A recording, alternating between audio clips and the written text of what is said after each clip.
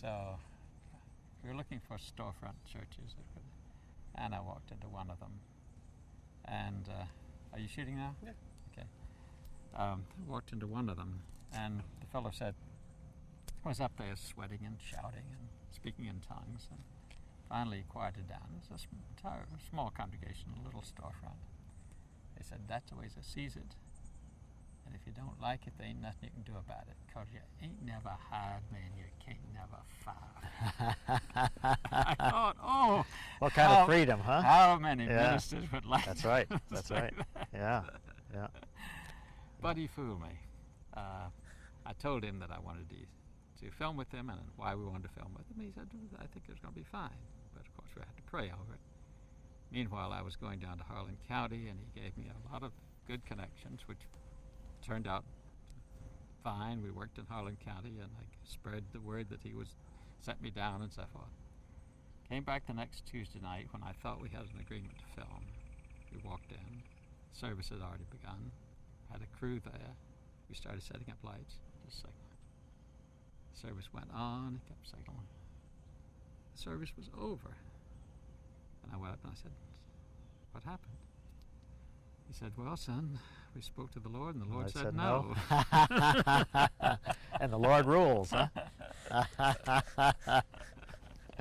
Got it. You never know what the Lord's going to say. Well, I told that to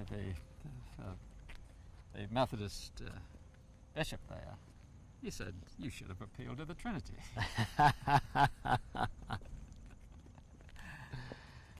Well, how did you happen to get here? I got to North Carolina because my father started out working in the textile industry when he was about 15 or 16 years old, the lowest position in the factory, and he worked his way up to be the manager of the factory, and after being there 33 years working for the same company, they closed the plant down to move it to Alabama. And they told him, now George, don't worry, we've got something for you. So on the day that they were literally locking the door, all the equipment had been moved out, they called him at 10 o'clock in the morning and they said, George, come up at 2 o'clock this afternoon and we'll talk about your future. And he went up at 2 o'clock in the afternoon, and they told him he had no future with the company, that he was finished. And so after 30 plus years with the same company, at age 52, he was out of a job for the first time in his life. Fortunately, he had a good reputation, and he was a good textile manager, and within 3 weeks he had a position in eastern North Carolina as an assistant manager of a mill that later he became the manager of for 15 or 16 years. But that was a major trauma for someone that had just been so loyal to the company to find out that the company had no loyalty to him. It's interesting that we hear workers, textile workers we talk to, talk about how little assurance they had to work in the mills, but we haven't heard that from the executive standpoint. But when they close down, when they move offshore, that affects the management as well as the workers. The workers are usually the first to go, but eventually it catches up to the management. Management might have more severance, but it affects them as well. Well, now we're in the middle of the textile belt, and your church here is it a textile-related church? Its foundings were textile-related in the sense that the abbot at Belmont was told that if he would put a church in Gastonia, that the textile owners would bring in Catholic mill workers from the north. That was about the turn of the century. The parish was founded in 1903 with that premise pretty much in mind, but the workers never came. That was when they needed a lot of That's workers, right. That's when and they'd been pulling them down from the mountains. They had been pulling them down from the mountains. They couldn't use blacks because the factories weren't integrated. They were looking for a new base, and of course there were a lot of especially ethnic Catholic textile workers in the north. Who had some skills. Who had some skills, but they never came.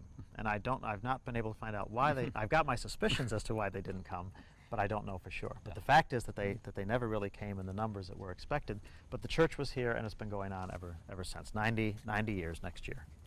Well, now, was that when Belmont Abbey was also formed? Belmont Abbey had been started about 25 to 30 years before that.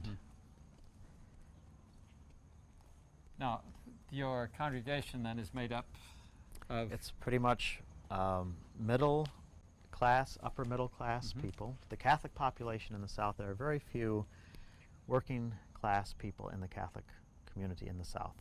So most Catholic churches, and ours would be very typical, would be professional people, doctors, dentists, lawyers, management people. A lot of management people have moved into the Catholic Church in North Carolina over the past 20 or 25 years, which presents an interesting question for us, because historically, as we've talked about, the position of the Catholic Church on workers and workers' needs have been very pro-worker. From 1891, the first time we've had a Catholic social encyclical, the rights of workers were always at the forefront. The individual and the rights of the individual, and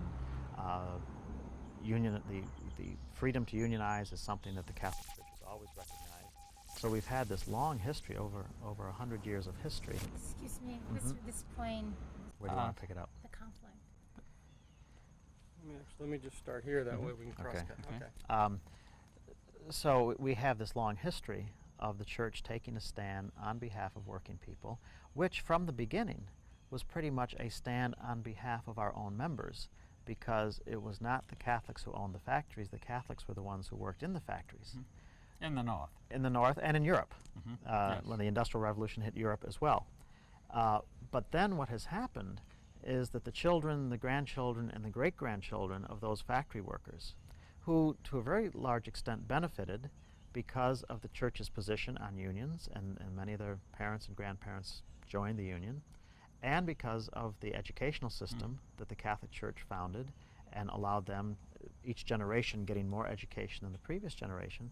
Now we're in the situation where the management people are the Catholics, and they hear the Catholic teaching being explained to them, a teaching that they would interpret as being very pro-worker and anti-management, and they are not very happy with that. And many times there's a lot of anger about it, that our Church is not standing with us, when in fact the Church is standing consistent with the principles that it's enunciated for over 100 years. And it must have been particularly hard after Vatican II. Well, it's been hard after Vatican II because of two things. One, the growing entrance of Catholics into the management class that has taken place over the 30 years, and also the teachings of the Catholic Church that Vatican II continued to support in terms of the rights of people, and that the whole social gospel that came from Vatican II, from Pope John, Pope Paul VI, but started with the Rerum Novarum back in 1891. It's been a very consistent teaching. Well, now we've heard a great deal about the part played by the management in the control of churches in mill villages.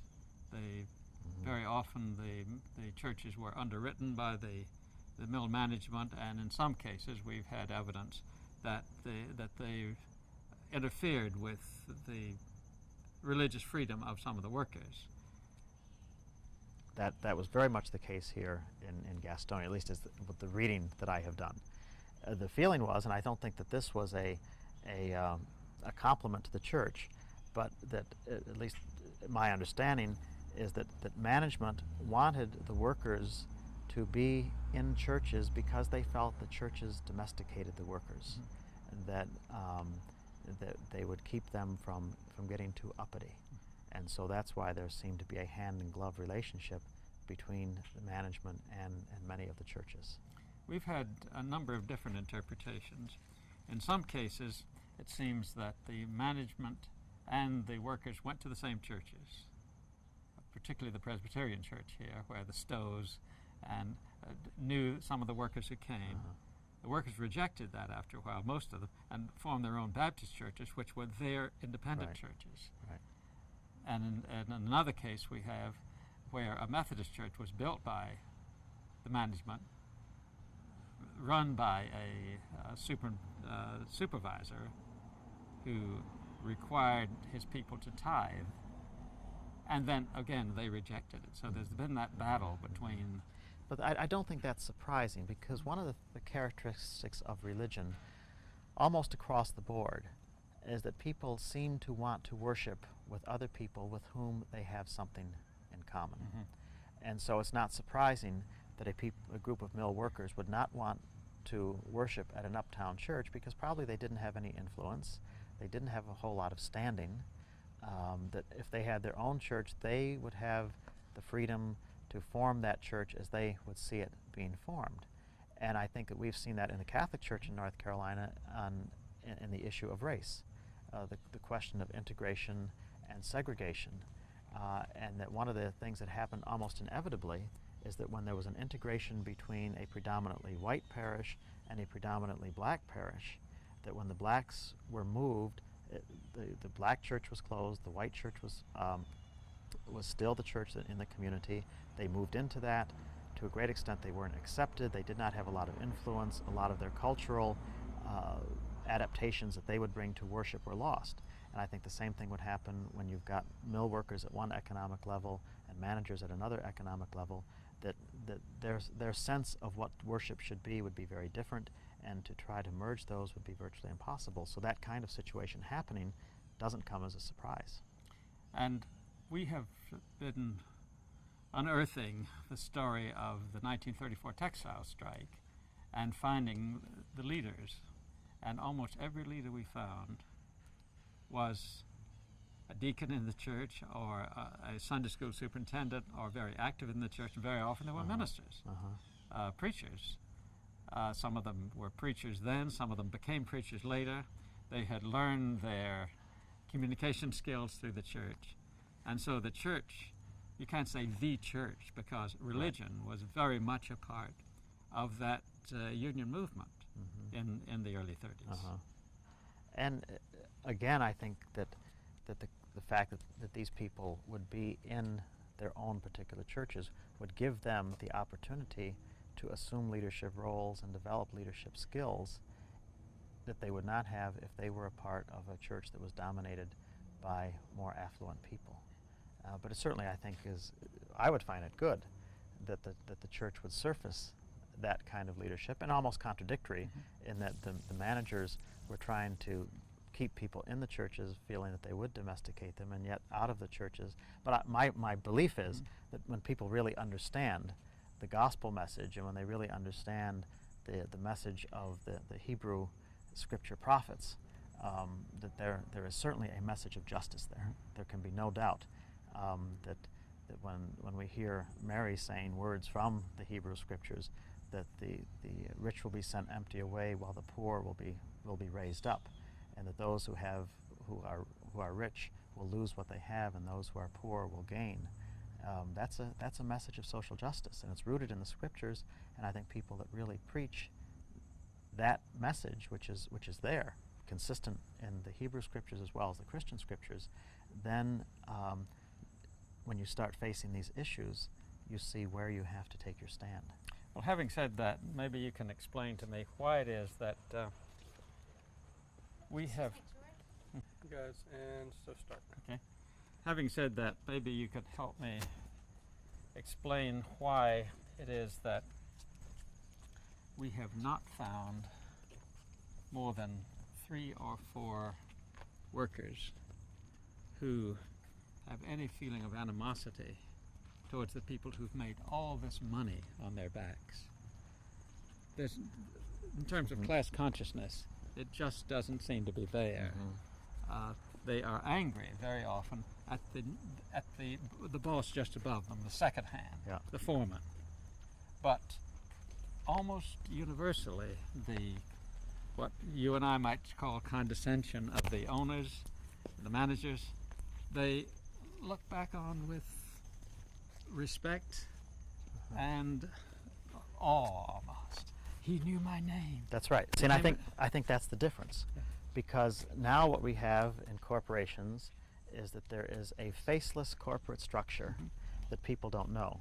Back in those days, the owners and the managers would live in the same community. One of the interesting things about Gastonia is I have never been to a place in my life where the housing patterns are like they are here. You can drive down one block and you can have some beautiful homes.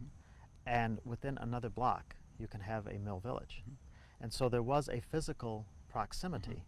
The owners lived here, and so they did know their names. And I think that that makes a huge amount of difference than when you are just working for some corporation and you don't even know who the people are. You might know who your direct supervisor is. And the concern they had for these people was genuine. That's right. That's right. It was a paternalism, Yeah. but it was a benign paternalism. And it's interesting that it spread not only from the managers, but for the managers' wives and their family. They feel, even today, a certain sense of obligation. That's they right. haven't removed themselves. That's right. It's kind of that, excuse me, that patriarchal, benign kind of system that would go back actually to the Middle Ages, to the lord of the castle, and it's his responsibility to take care of all of the workers. And in many ways, it is beneficial to the workers because their needs are taken care of. But on the other hand, in terms of being able to live with the kind of dignity that comes as a human person, it doesn't do that because your freedom is restricted. Well, now, in working on this film, we have been able to, we've been almost forced to test the limits, because when we want to talk about unions, people's faces blanch. That's right. Why do you want to talk about unions? We don't need unions here. And we in the 34 strike, this came to a head in my own hometown of Winston-Salem. I was just reading the newspapers for September 1934. My Winston-Salem is a place that prides itself on handling disputes very, very Civilly. carefully and so forth. And yet, right in the middle of the paper, it said that the flying squadron of textile workers came to Arista Mills. They closed down. They came over to the Haynes Spinning Company and were met by civic officials with machine guns, tear gas bombs, and other weapons, and were repulsed. And I've just been going through the Winston-Salem papers now that spell this out. The American Legion came over to help. They deputized the loyal workers, gave them guns, even machine guns, in my hometown. I couldn't believe it. And I was away at college at the time. I knew nothing about it. And it's not a part of the history of the town. And yet, wow, how it demonstrates just that feeling of who are these people to want to speak for themselves. That's right. You see, and I think that the anti-unionist, I think that workers in the South, for the most part, and I'm not sure of why this is, but I think workers for the most part want to have a bias on behalf of management. Even now, in the 90s, for a union to be elected, to win an election in the South, it doesn't take so much what the union is advocating. It really means that management has really messed up somewhere. It takes a major miscalculation on the part of management before Southern workers are going to support unions.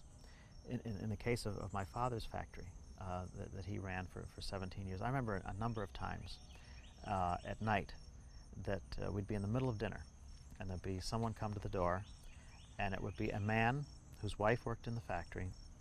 She had a conflict with her foreman that day. She came home in tears. The husband would come to our house during dinner time. He and my father would sit down in the living room. They'd talk about it. They'd resolve the situation. He'd go away happy. She'd come in the next day happy. You know, in terms of an organized structure to handle that, it was awful. But in terms of being an effective way to handle a personal dispute among these people, it worked. And it was done on that personal level, and people knew that they could come.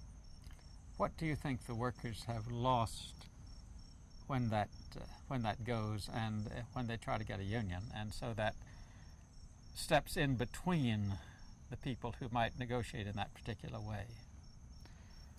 Well, on the one hand, the personal sense is lost, and one of the arguments that's used against unions is that you are going to lose your freedom. Interestingly enough, one of the arguments that comes up is that if you join a union, you're going to lose your freedom because these people are going to take your money, they're going to make your decisions, you're going to have to march to the beat of their tune. And of course the other side of it is the solidarity that comes with people banding together and the kind of power, the equalization of power that unions represent. See, I think that the reality was, in a situation like that, the worker in the mill who worked in my father's factory, when her husband left, she had no more power than she had. The dispute was resolved, but she was still as powerless as she was before. And what unions represent is an effort to equalize power.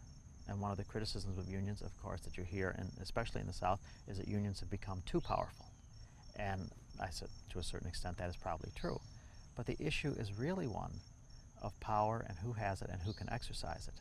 And as long as the managers could have good relationships on a personal level with the people in the factories, and resolve their disputes in that kind of way without a union, then there was no shift in where the power resided.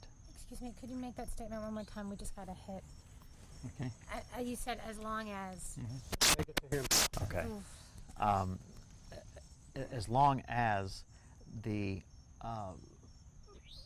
excuse me, I was at the, You said, and as long as it was about power. I'm sorry. Okay. Want me to play it? I'm sorry. so basically we're just at the point of saying that in that situation, Yeah. That's right. she had no more power when her husband left our house than when he had come. The dispute was resolved, but in terms of management losing any of its power or workers gaining any, nothing had changed. And so I think that would be the problem in a situation like that, because if that kind of situation was extensive and it was affecting a lot of people, then what would be needed to in some way bring a correction was not going to happen. And that's usually when unions would make an effort. But interestingly enough, after my father retired, within 2 years, they tried to have a union election, and the union spent an awful lot of time and an awful lot of money, and the final vote was something like 396 against the union and 45 for it. And of course, from my own prejudiced view, I would say that you know, the kind of leadership that my father provided was still present. Now, what's happening today, 20 years later, I don't know. But they had a factory of 400 people. I dare say my father knew most of them by name and would call them by name and know their families and what was going on in their families. And so, you know, in terms of structures, it was a very personalistic structure that worked. In terms of the social dimensions of society and what the long-range implications of that would be for workers, you know, you'd have your questions about it. Well, it seems to me that there's a parallel here between the workers and the white workers in the textile factories and the black workers who had a somewhat similar relationship with their employers.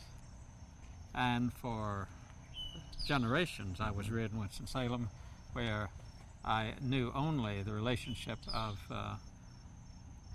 whites doing things for blacks and also looking down on blacks. Right. And so I was as startled as anybody else when those blacks organized and created the civil rights movement. I mean, I was all for it, but I never thought it would happen. And they just, where did it come from? It was just amazing what happened. But I think the problem was that we took very good care of our people, but we didn't understand that they're really not our people, that they are their own people. And that. Just about, but I'm going to get you to say that again. Yeah.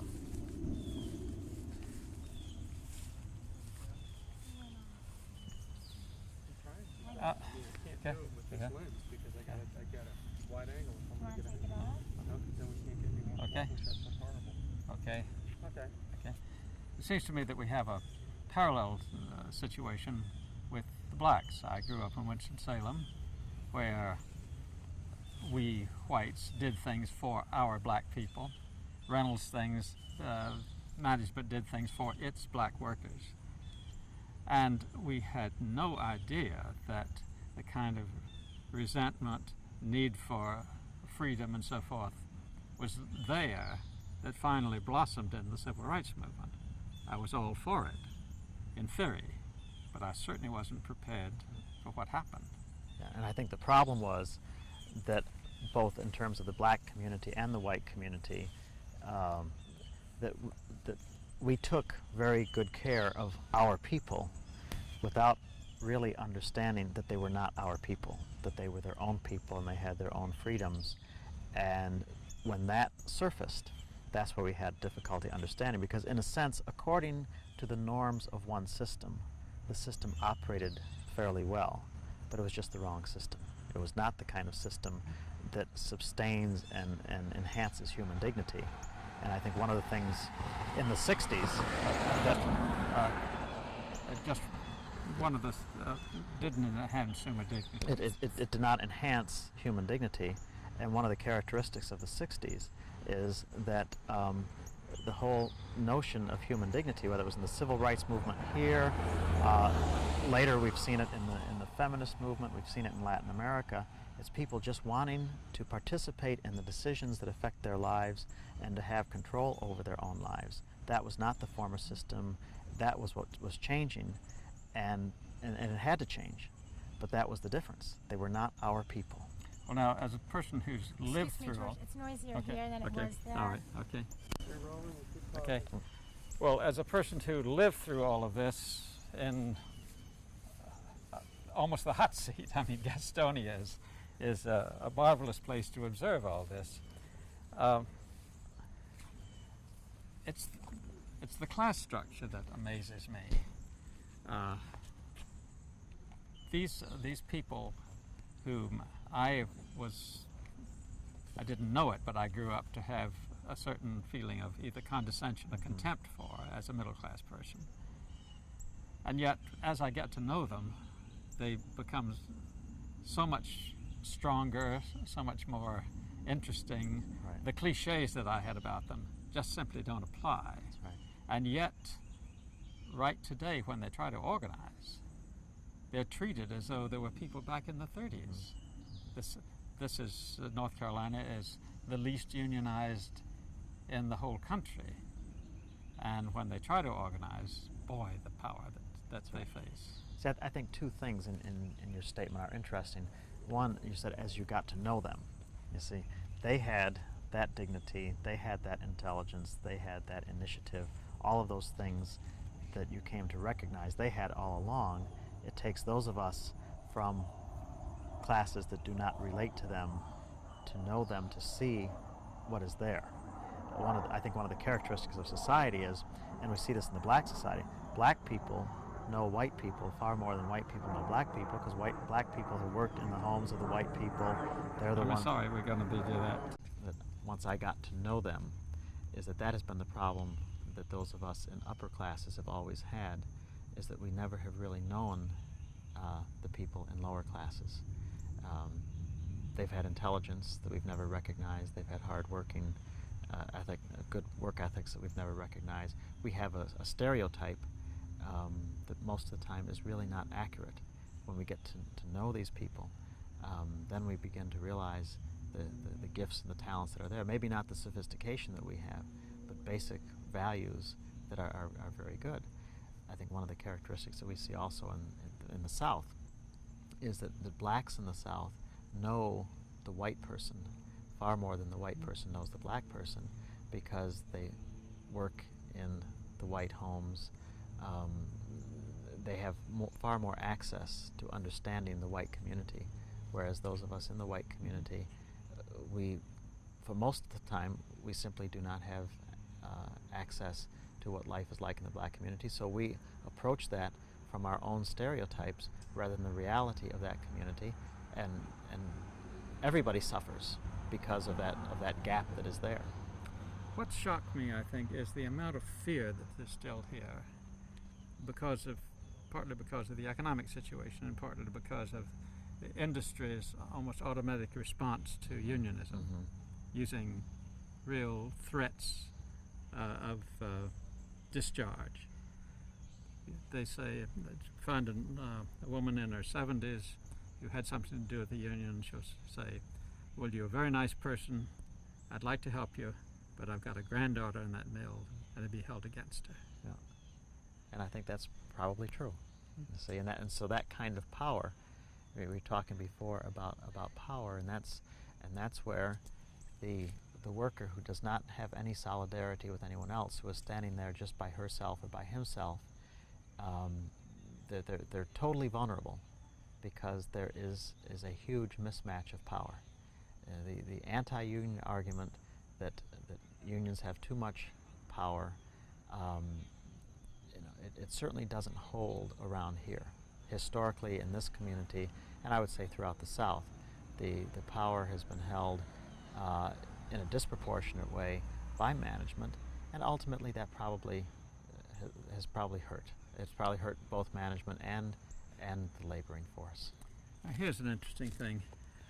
We constantly hear that it's the outsiders who wanted the union. The union came from the north. They came down and persuaded our workers to come out, and then our workers for a while were misled, and then they came to their senses and they weren't misled anymore. And yet the industry came south, the money comes south, and there isn't the same feeling, well, outsiders are interfering with our community.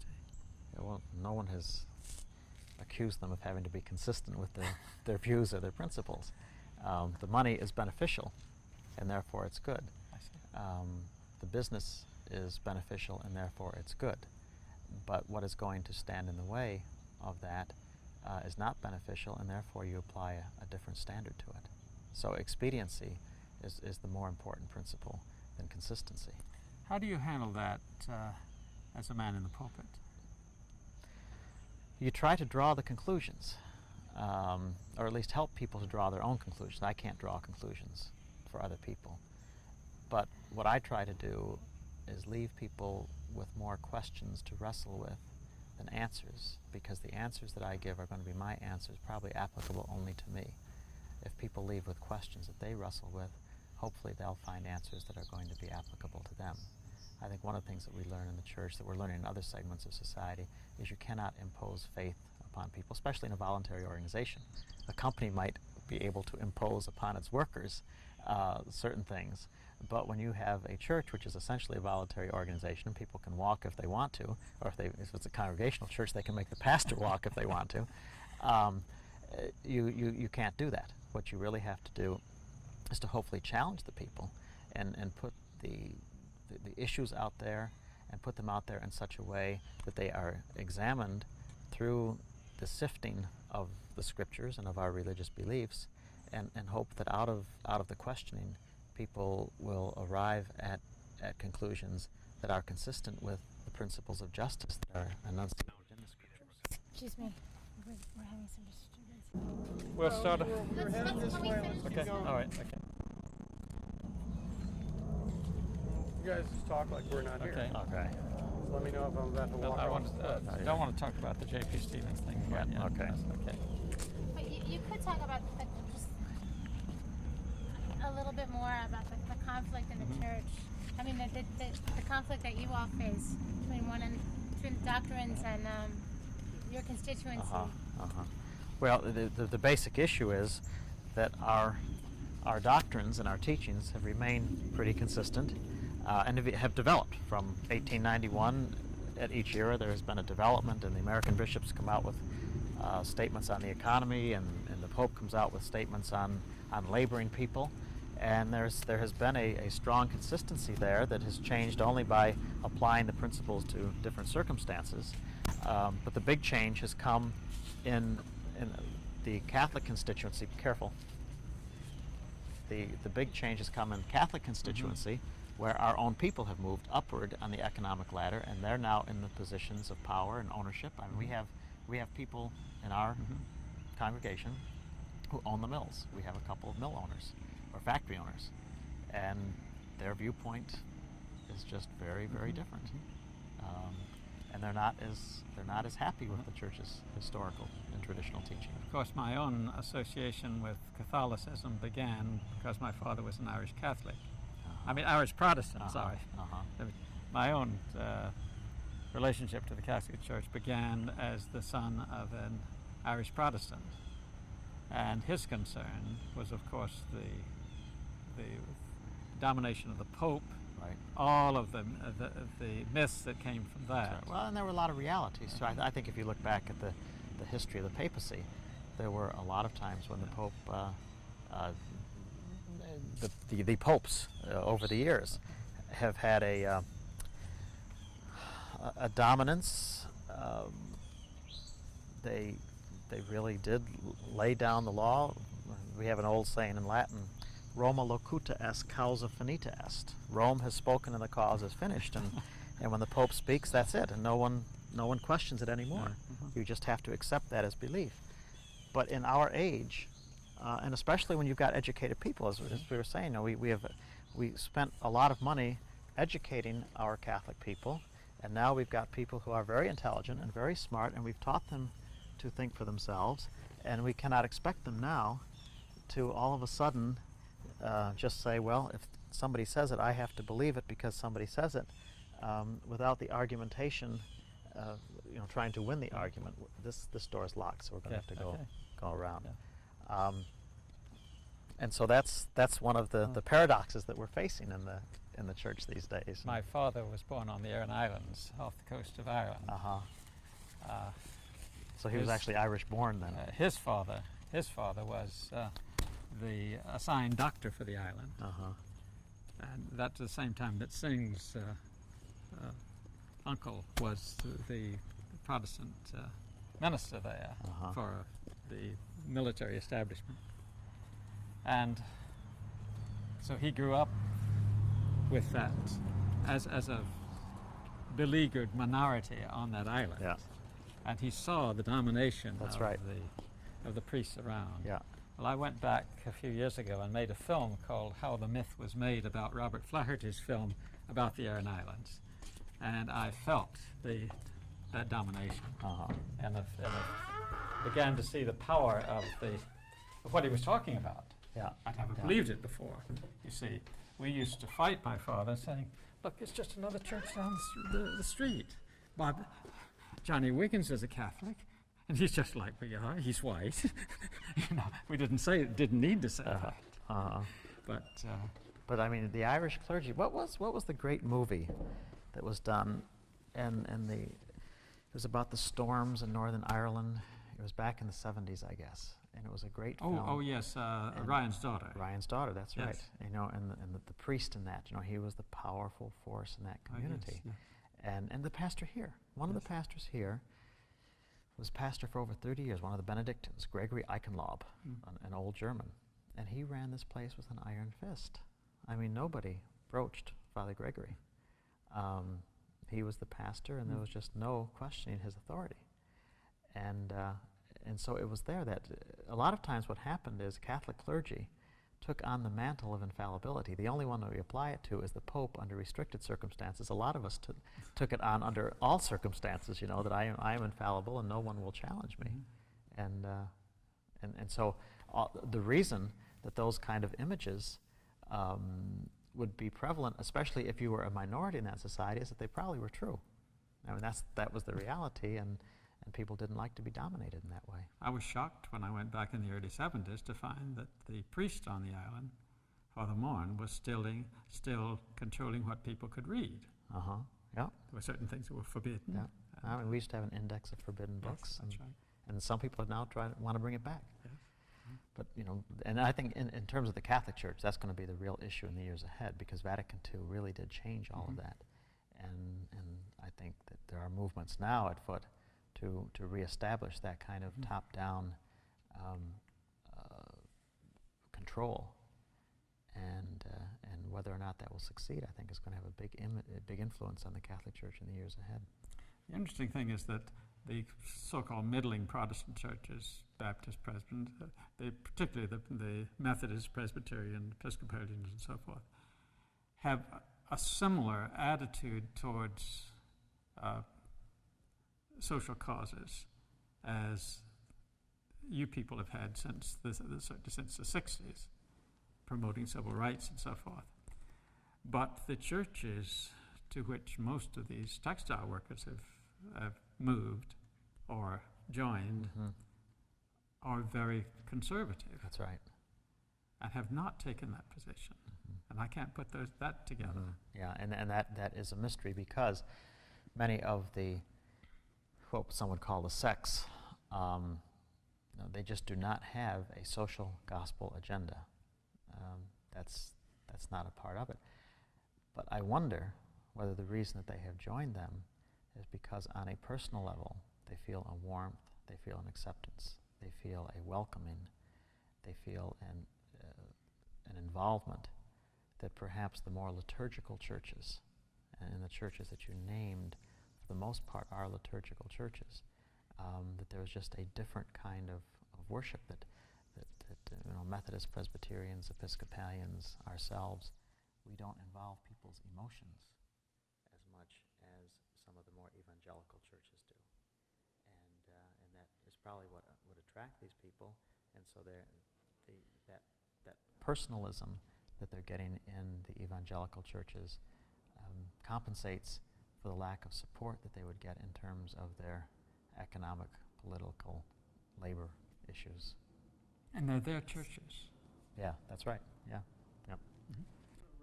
Okay. You were telling us about the J.P. Stevens situation.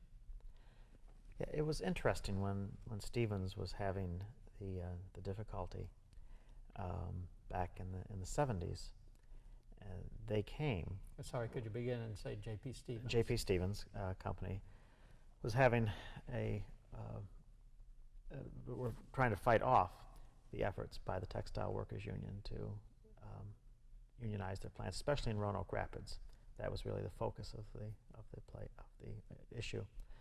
But one of the Stevens, I believe it was Whitney Stevens, came to Bishop Begley, who was the bishop of the Charlotte Diocese at the time, and asked for the intervention of the Catholic bishops in the southeast, because that's where most of Stevens' plants were. And Bishop Begley consulted the other bishops, and over the course of many months that really went into years, the bishops did in fact become involved. And I think it was surprising to Stevens' management when they found out that the Catholic bishops took essentially the same position that the Catholic Church had been taking since 1891 on the right of workers and the right to organize and the need to be treated in a respectful way in the jobs that they were doing. And the ultimate result, I think, was probably far more favorable to the cause of the Union than it was to Stevens' cause. But what happened in that process was that the Catholic mill managers, who are increasingly numerous in North Carolina, became very disenchanted with the leadership of the bishops, because they felt that by supporting the Union and in fact applying the traditional Catholic principles, that they were, as managers, being attacked. And they really didn't like that. And it was one of these times where we see again the paradox of the Catholic management maybe being out of touch with our own traditions, maybe not wanting to know what our traditions were, because our traditions are more supportive of workers than they are of management, or at least they make greater demands upon management because of the accountability of the power. You know, that if management has the kind of power that management has, then it has to be used in a way that is going to be respectful of the rights of the workers. And if the workers operating out of their rights choose to organize a union, then they have the right to do that, which is not an endorsement of any particular union at any particular time, but it certainly is an endorsement of the concept of rights of workers to belong to unions. Well, I've talked to a number of management types, and most of them say, sure, the workers have a right to organize, but when the workers try to organize, they put up such fierce opposition. There's an interesting contradiction That's there. right. That's right. And I think it's a situation of, on the one hand, operating on a principle that they pretty much have to recognize because the law of the country say that they have a right, but at the same time, their own self-interests, and again it goes back to the issue of power, that if there is a union in the plant, then the power structure is going to shift. It's inevitable. Whether or not the union ever becomes a powerful union in terms of how it's representing the workers, the fact that it's there is going to represent some shift in the power. And if in fact it is a strong union, then it is going to represent a major shift. And management operating out of its own vested interest does not like that, as most anyone does not like it when some of their power is taken away. Well, the big opposition now seems to come not so much from the individual company as from chambers of commerce, That's right. Development associations, people who want industry to move in, and they say we can't get industry to move in unless we guarantee that this is going to be a union-free environment. That's right, and I think that has been pretty traditional in the South. I can remember back in the 60s, my father being invited to meetings by maybe a company that was being threatened by unionization, and they would bring people in, and it was almost like a pep rally among management that we've got to stay together and build a solidarity among management. And of course the Chamber of Commerce represents the business viewpoint, and so they are obviously going to go along with that. And I think it's been that way in the South for a long time. There's a lot. I think that one of the reasons that the South in general is unionized as in the low numbers that it is because there is a strong anti-unionism among management, but also a strong anti-unionism among workers. As we said before, for the most part, management really has to mess up in a big way before Southern workers really want to organize. And whether that's because of this tradition that they are outsiders, they, meaning union organizers, are outsiders, they're going to take control of your life, whether that has really been believed, or whether it's, a lot of people believe it's just the independent of the Southern worker. A lot of Southern workers, especially more in eastern North Carolina than around here, a lot of Southern workers are people that have a farm on the side. And so they have an income from their farming that supplements their factory wage. And among those people in particular, there's just an independent strain, and they don't want to lose that to a union or to management. But the unions have been cast in the role of the evil force, and that's been happening so long that it's very difficult, I think, to overcome. Well, one of the reasons we have been working on this film is because we're trying to show that at one time in 1934, a very large group of Southern textile workers did have the desire and the skills to organize. There were over 100 locals of textile workers in North Carolina alone, for example. And this has been a bit of textile history that has just not been known. So we're trying to enlarge people's ideas of what textile history is. And I find that interesting because I didn't know that myself. But I find it interesting but not surprising, because a part of the whole anti-union concept that would be here would be simply not to let that information out. It's almost as if you ignore something, it's not going to be there. Whether it's history going on right now or whether it's history that's taken place. As I think I've mentioned to you, the Lorraine strike here in Gastonia is something that's virtually never talked about. It was a major historical event that included murder and everything else, and still it's something that you very seldom hear talked about as part of Gastonia history. And I think that the reason is that we can maintain the non-union image if we maintain the non-union history. But it's whispered about.